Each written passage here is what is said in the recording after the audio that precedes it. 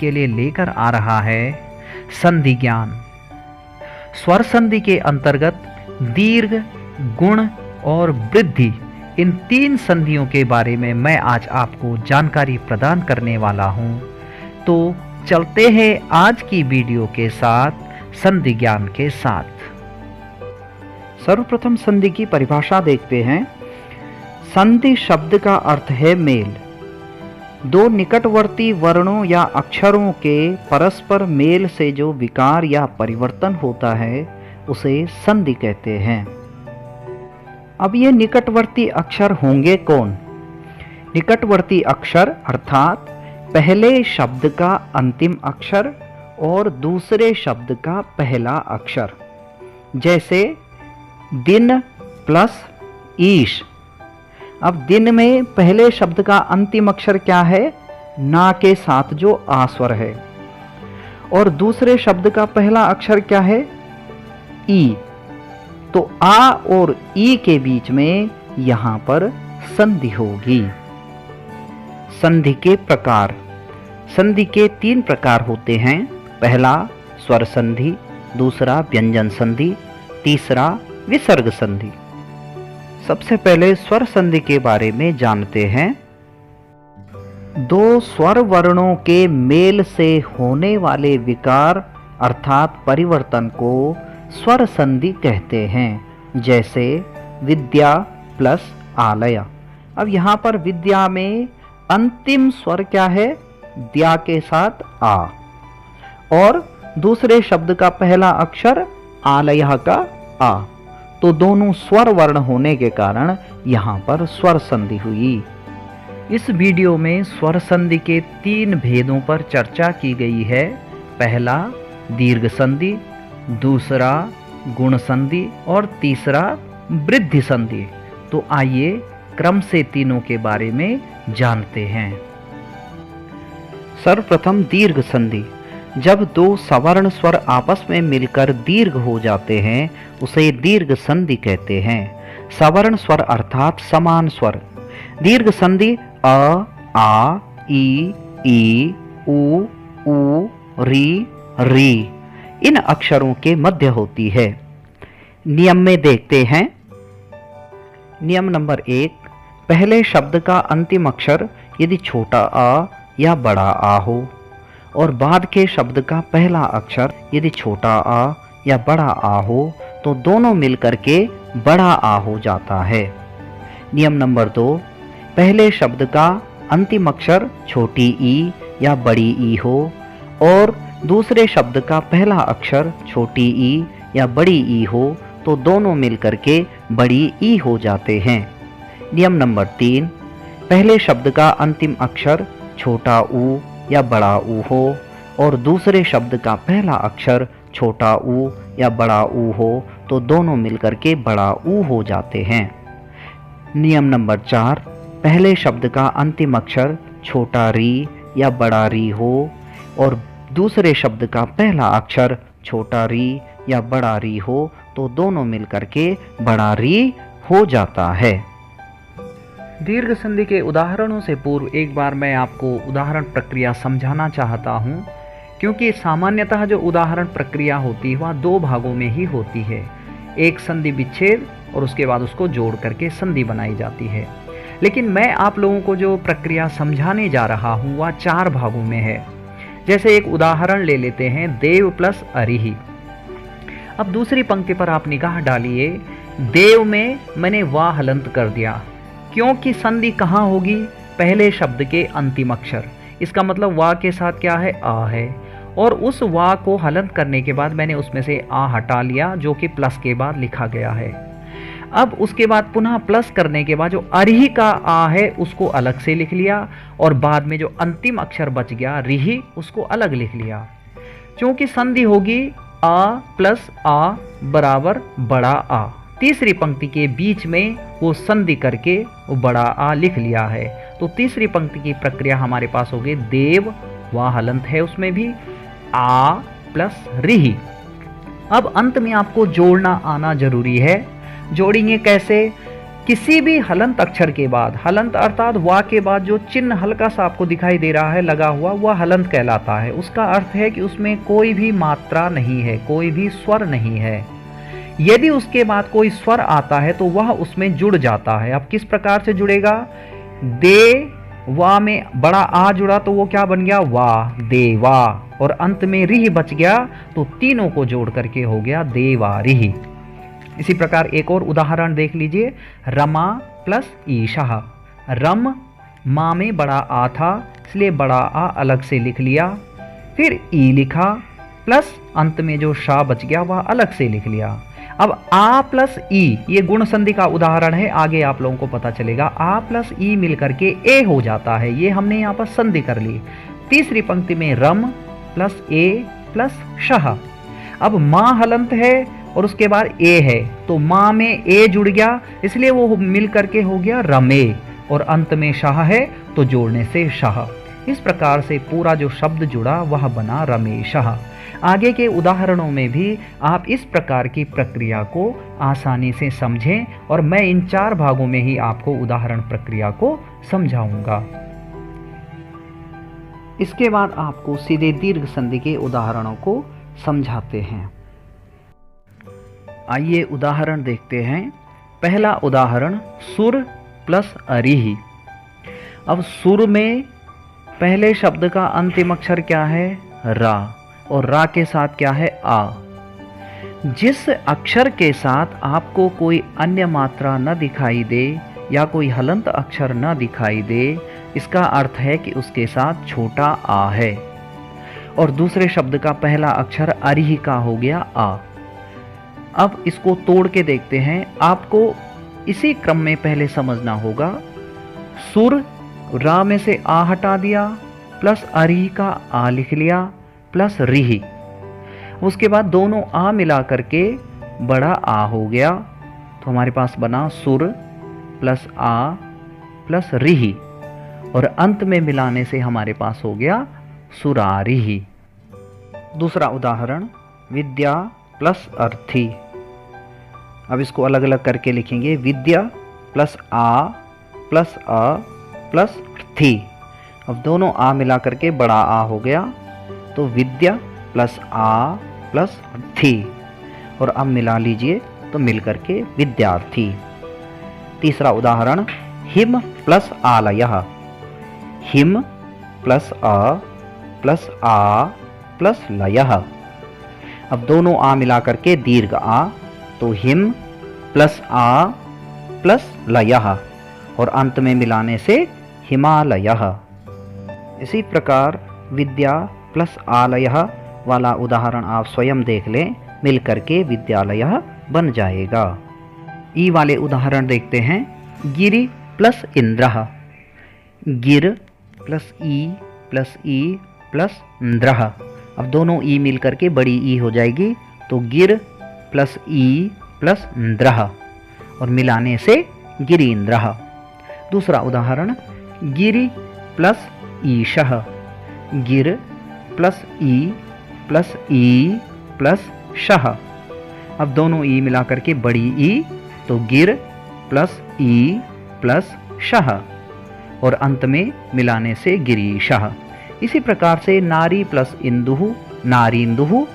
नदी प्लस ईशः नदीशः। इन उदाहरणों को भी आप समझें। वो वाले उदाहरण देखते हैं। भानु प्लस उदयः। भान प्लस उ प्लस दयः। भान प्लस दोनों उ मिलाने से दीर्घ उ प्लस दयः, अंत में भानुदयः। दूसरा उदाहरण वधू प्लस उत्सवः। वध प्लस उ प्लस त्सवः। अब दोनों मिला करके दीर्घ उ तो वध प्लस उ प्लस त्सवः, और अंत में मिलाने से वधूत्सवः। इसी प्रकार से लघु प्लस ऊर्मिः लघूर्मिः, और वधू प्लस ऊर्जा वधूर्जा। इन उदाहरणों को भी देखें। री वाले उदाहरण पितृ प्लस ऋणम। पित प्लस री प्लस णम। अब दोनों री मिलाने से दीर्घ री हो गई, तो पित्त प्लस री प्लस णम मिला करके पितृणम। दूसरा उदाहरण होत्री प्लस ऋकारः। होत प्लस री प्लस कारः। अब दोनों री मिलाने से दीर्घ री, तो होत प्लस री प्लस कारः, और अंत में मिलाने से होत्रीकारः। दूसरी संधि गुण संधि। यदि आ के बाद ई हो तो ए, ऊ हो तो ओ, री हो तो अर, और री हो तो अल हो जाता है। इसे गुण संधि कहते हैं। गुण संधि के नियम देखते हैं। यदि पहले शब्द का अंतिम अक्षर आ और दूसरे शब्द का पहला अक्षर ई होगा तो मिलकर के ए हो जाएगा। दूसरा नियम, पहले शब्द का अंतिम अक्षर आ और दूसरे शब्द का पहला अक्षर ऊ हो तो दोनों मिलकर के ओ हो जाते हैं। तीसरा नियम, पहले शब्द का अंतिम अक्षर आ और दूसरे शब्द का पहला अक्षर री होगा तो दोनों मिलकर के अर हो जाते हैं। चौथा नियम, पहले शब्द का अंतिम अक्षर आ और दूसरे शब्द का पहला अक्षर री होगा तो दोनों मिलकर के अल हो जाते हैं। री संस्कृत का स्वर है और इसका दीर्घ अक्षर नहीं होता, सिर्फ लघु अक्षर ही होता है। उदाहरण देखते हैं। पहला उदाहरण नर प्लस इंद्रः। अब नर प्लस आ प्लस ई प्लस इंद्रः। अब नर और आ और ई मिलकर के क्या हो गया, ए प्लस इंद्रः। अंत में मिलाने से नरेंद्रः। दूसरा उदाहरण देव प्लस ईशः। देव प्लस आ प्लस ई प्लस शः। अब आ प्लस ई मिलकर के ए हो गया तो देव प्लस ए प्लस शः, और अंत में मिलाने से देवेशः। इसी प्रकार महा प्लस इंद्रः से महेंद्रः और महा प्लस ईशः से महेशः। इन अन्य उदाहरणों को भी जानना चाहिए। आ प्लस ऊ वाले उदाहरण देखते हैं। हित प्लस उपदेशः। हित प्लस अ प्लस ऊ प्लस पदेशः। अब आ और ऊ मिलकर के ओ, तो हित प्लस ओ प्लस पदेशः जोड़ने से हितोपदेशः। दूसरा उदाहरण महा प्लस उत्सवः। मह प्लस आ प्लस ऊ प्लस सवः। अब आ प्लस ऊ मिलकर के ओ, तो मह प्लस ओ प्लस त्सवः। अंत में मिलाने से महोत्सवः। इसी प्रकार से जल प्लस ऊर्मिः जलोर्मिः और महा प्लस ऊर्मिः महोर्मिः। इन उदाहरणों को भी समझें। री वाले उदाहरण देखते हैं। देव प्लस ऋषिः। देव प्लस अ प्लस री प्लस षिः। आ प्लस री मिलाने से अर, तो देव प्लस अर प्लस षिः। अब मिलकर के बना देवर्षिः। अर का जो हलंत रा है, अर्थात जो आधा रा है जिसमें स्वर नहीं है, वह बाद वाले अक्षर के ऊपर अर्थात शा के ऊपर लग गया। दूसरा उदाहरण महा प्लस ऋषिः। मह प्लस आ प्लस री प्लस षिः। अब आ और री मिलाने से अर, तो मह प्लस अर प्लस षिः और जोड़ने से महर्षिः। री वाले उदाहरण तव प्लस लृकारः। तव प्लस अ प्लस लृ प्लस कारः। अब आ और री मिलने से अल हो गया। तव प्लस अल प्लस कारः और जोड़ने से तवलकारः। दूसरा उदाहरण महा प्लस लृकारः। मह प्लस आ प्लस लृ प्लस कारः। तो आ और लृ मिलाने से अल, तो मह प्लस अल प्लस कारः और अंत में जोड़ने से महलकारः। अब तीसरी संधि वृद्धि संधि के बारे में जानते हैं। यदि अ आ के बाद ए आई हो तो दोनों मिलकर के आई हो जाता है, और यदि अ आ के बाद ओ औ हो तो दोनों मिलकर के औ हो जाता है। इसे वृद्धि संधि कहते हैं। वृद्धि संधि के नियम। पहला नियम, आ यदि पहले शब्द का अंतिम अक्षर हो और दूसरे शब्द का पहला अक्षर ए आई हो तो दोनों मिलकर के आई हो जाता है।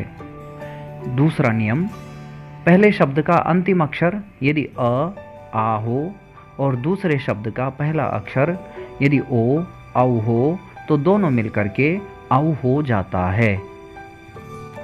उदाहरण देखते हैं। एक प्लस एकम। अब एक प्लस आ प्लस ए प्लस कम, तो आ और ए मिलाने से आई, तो एक प्लस आई प्लस कम, अंत में मिलाने से एक आई कम। दूसरा उदाहरण, मत प्लस आई क्यम। मत प्लस आ प्लस आई प्लस क्यम। अब आ और आई मिलाने से आई हो गया, तो मत प्लस आई प्लस क्यम, अंत में मिलाने से मतैक्यम।